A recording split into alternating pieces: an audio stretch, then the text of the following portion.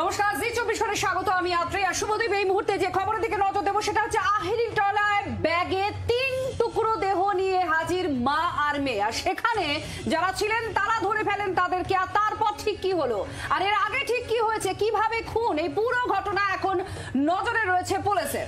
এবং আত্রেই মধ্যম গ্রামে বাড়ি, এটা জানা যাচ্ছে। এবং সেই মধ্যম গ্রামের বাড়ির ছবি আপনাদের দেখাবো, তার কারণ এই মধ্যম গ্রামেই ওই ঘোষ এবং ফাল্গুনী ঘোষ এবং সুমিতা ঘোষ, এই তিনজনের বাড়ি মধ্যম গ্রামে। সেই বাড়ির ছবি আপনাদের দেখাচ্ছি। এই বাড়ি, এই ভাড়া বাড়িতে এই খুনের ঘটনা ঘটে। প্রাথমিক তদন্তে এখনো পর্যন্ত এমনটাই উঠে আসছে। এই বাড়ির সামনে ইতিমধ্যেই পুলিশ, স্থানীয়দের ভিড় রয়েছে। মধ্যম গ্রামের এই বাড়িতে এই খুনের ঘটনা, এবং তারপর দেহ টুকরো টুকরো করে ট্রলি ব্যাগে বন্দি করে সেই দেহ নিয়ে আসা হয় আহিরিটোলা ঘাটে। সেখানে দেহ লোপাট করে দেওয়ার চেষ্টা করেন এই আরতি ঘোষ, ফাল্গুনী ঘোষ মা মেয়ে।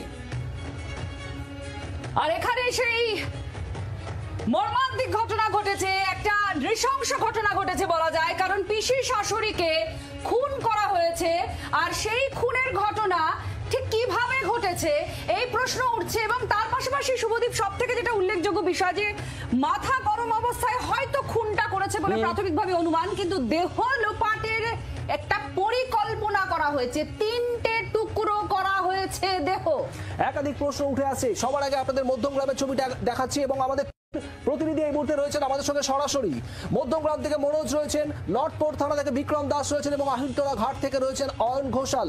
সবার আগে আছে একবার মনোজের কাছে। আমরা মধ্যমগ্রামে যাব। মধ্যমগ্রামে সেই বাড়ি থেকে আমাদের প্রতিনিধি মনোজ রয়েছে। মনোজ, একটু দেখাও এবং প্রতিবেশীরা কি বলছে। একজন মানুষকে 2 মহিলা মিলে খুন করলেন, তারপর দেহ 3টে টুকরো করলেন, আর পুরো লোপাট করতে গেলেন আহিরিটোলায়।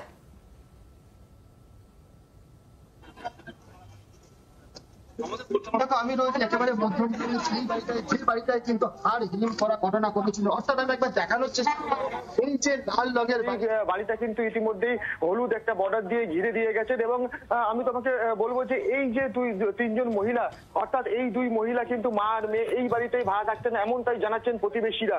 এবং আরো জানাচ্ছেন যে এদের মধ্যে কিছু অসঙ্গতি লক্ষ্য করা যেত। এরা পাড়ার প্রতিবেশী কারোর সঙ্গে সেইভাবে মিশতেন না, এবং এরা এদের নিজেদের মতোই থাকতেন। পাশাপাশি কিন্তু যেটা প্রতিবেশীরা জানাচ্ছেন যে এই যে ভদ্র মহিলার মা ও মেয়ে, এরা দুজন কিন্তু এখানে প্রায় 2.5 বছর ধরে ভাড়া ছিলেন। আমি একবার এখানকার যিনি কাউন্সিলর আছেন, অর্থাৎ এই 23 নম্বর ওয়ার্ডের কাউন্সিলর, এই কাউন্সিলরের সঙ্গে একবার কথা বলে নেওয়ার চেষ্টা করব। এরা কতদিন ধরে এখানে ভাড়া ছিলেন এবং এদের মধ্যে কি কোনো রকম অসঙ্গতি খেয়াল করেছেন? 2.5 বছর।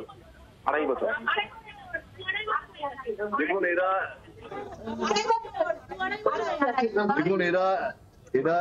2.5 বছর ধরে এখানে ভাড়া থাকতো, এবং এদের সাথে একজন মা থাকতেন আর একজন মাসি বলে মেয়েটি থাকতো। বিষয়টা হচ্ছে যে এদের গতিবিধি বাড়িতে সন্ধ্যা থেকে রাত পর্যন্ত বহিরাগত ছেড়ে আসতো। প্রতিবেশীরা সকলেই কেস করে যে এখানে অসামাজিক কাজ চলছে।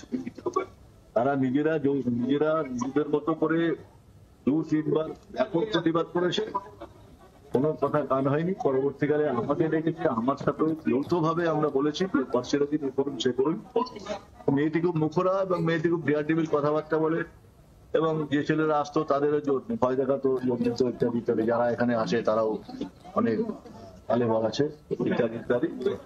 তারপরে হঠাৎ উত্তেজিত হয়ে ফোনটা বাড়িওয়ালাকে দিয়ে, বাড়িওয়ালাকে ফোন দিলে বাড়িওয়ালাও আমার সাথে খুব দুর্ব্যবহার করে অ্যাজিড খেয়ে ফেলে দেবে। তা আমি বললাম আপনি পারলে মধ্যময় আসুন, পরে আপনার সাথে কথা হবে।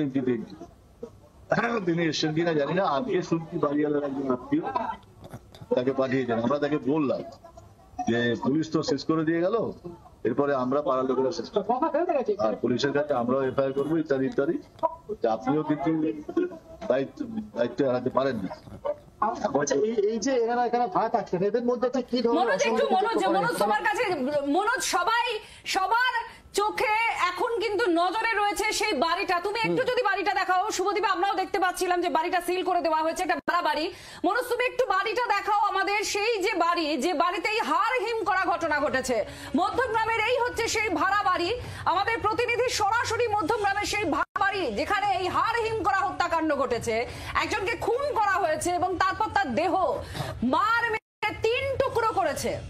এই সেই ছবি, এই বাড়ি মধ্যমগ্রামে, ঠিক এই বাড়িতেই ভাড়া থাকতেন আরতি ঘোষ, ফাল্গুনী ঘোষ এবং ওই তাদের পিসি শাশুড়ি বলে দাবি করা হচ্ছে যে মহিলাকে, যার দেহ উদ্ধার হয়েছে আজ, সুমিতা ঘোষ। এই বাড়িতেই ভাড়া থাকতেন। বেশ কিছু অভিযোগ আছে এই স্থানীয়রা করছেন এবং আমরা কাউন্সিলরের যে বক্তব্য শুনছিলাম, প্রচুর বহিরাগতর আনাগোনা ছিল এই বাড়িতে। এবং বলছেন অসামাজিক কাজকর্ম হতো, এমন অভিযোগ।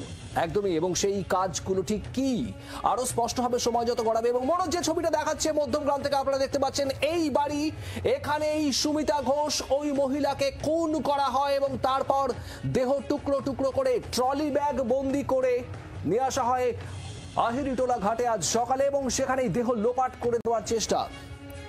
কি সাংঘাতিক এক ঘটনা ঘটেছে, পাড়া প্রতিবেশীরা কিছুই টের পাননি।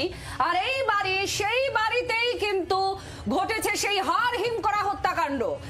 এখনো পর্যন্ত পুলিশের যে অনুমান, পুলিশ বলছে ভারী ভোঁতা কিছু দিয়ে মারা হয়েছে এবং একটা ঝামেলার জেরেই এখানে প্রথমে খুনের ঘটে, অর্থাৎ একটা ঝামেলা চলছিল একেবারেই। আচ্ছা, এই প্লেস অফ অকারেন্স একেবারে হলুদ টেপ দিয়ে পুলিশ ঘিরে ফেলেছে।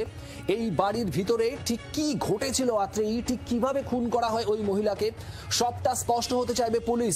এবং এই ঘটনা কিন্তু রীতিমতো স্থানীয় মানুষদেরও রীতিমতো একেবারে চাঞ্চল্য ফেলে দিয়েছে স্থানীয়দের মধ্যেও, যে এই ঘটনা, অর্থাৎ এই মহিলাকে খুন করা হলো কিভাবে এবং তারপর দেহ খণ্ড খণ্ড করা হলো, সেটাও কি এই বাড়ির ভিতরেই হয়েছে।